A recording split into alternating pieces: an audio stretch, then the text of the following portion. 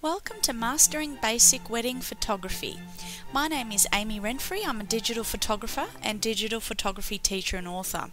Today I've put together this video tutorial for you to help master the basic aspects of wedding photography.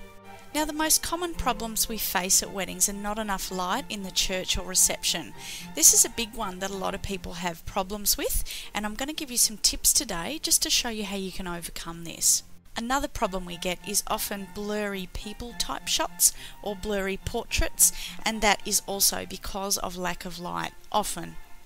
The best thing to do to help you combat some of these difficulties is preparation. Preparation can help you overcome potential problems.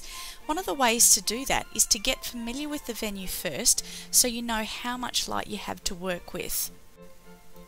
I recommend to get to the venue at the times that the wedding will be taking place so you can see exactly what you're working with. If you can get there a week before the wedding or a couple of weeks before the wedding, then you will have a good idea of what you're working with. Take pictures inside the venue, outside the venue, and if it's a church and then reception, take photos at both. If you can, get permission first, of course, or if the wedding is outside in gardens, take photos of that as well.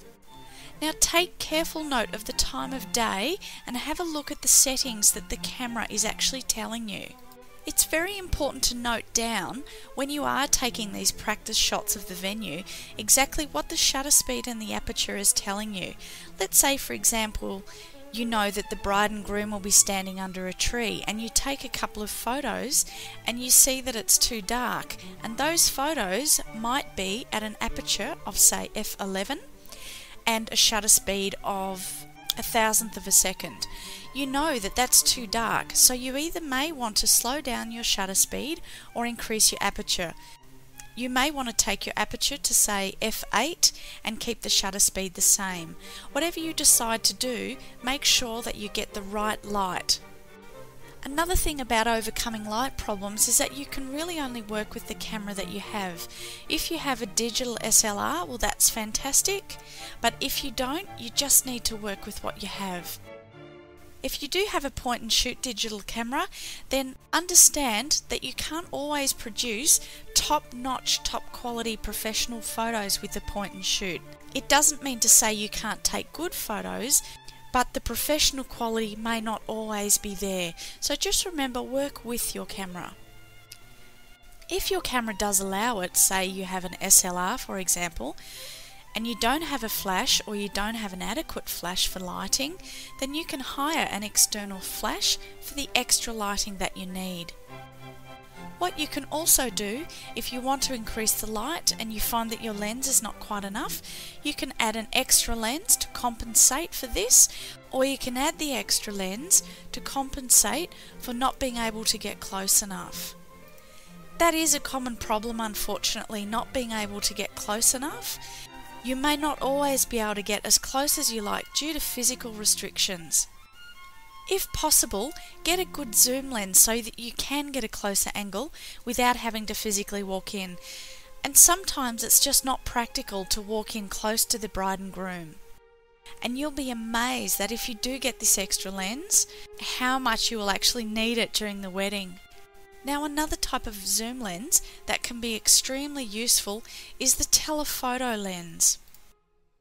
The telephoto lens can act to transport you in closer to get a better angle. And just remember, telephoto lenses are very long. They're not always used for rare birds or football games. Telephoto lenses are fantastic to bring you in closer.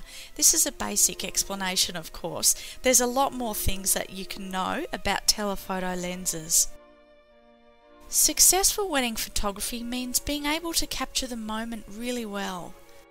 Being fast on the shutter button inside with low light can certainly be a challenge, so this is where you can use the flash.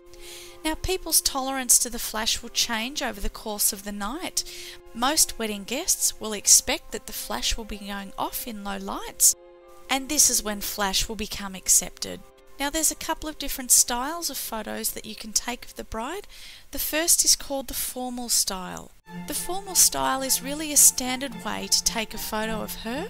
Usually what happens, there's a few objects to help you enhance the romantic feelings, such as a bouquet of flowers or flowers in the background, and the use of her veil. These are great props to create a really romantic effect. Usually this is taken with a medium tight portrait type shot. It's cropped fairly closely.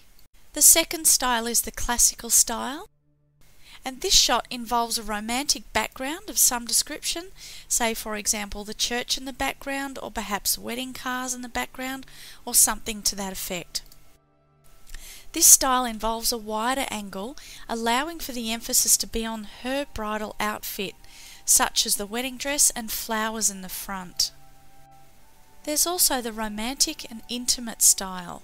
This is where you can capture a bride's private emotion rather than the emphasis on the social aspect of getting married.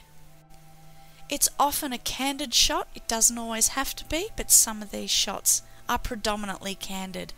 And always get permission before coming into the bride's room or personal space. You may want to set this up and organise it with the bride for you to take some candid romantic shots of her at a certain stage in the day. But make sure this is organised first, because remember, the secret to good photography is preparation and planning. Now the second style that you can use is called the fun style. This is often a solo shot or an individual shot of the bride laughing or smiling to show a great sense of happiness. Hopefully she's happy to be getting married. Now you can use colour in this photo. Now what colour does, it shows a more vibrant and energetic feeling to the photograph rather than just a black and white image.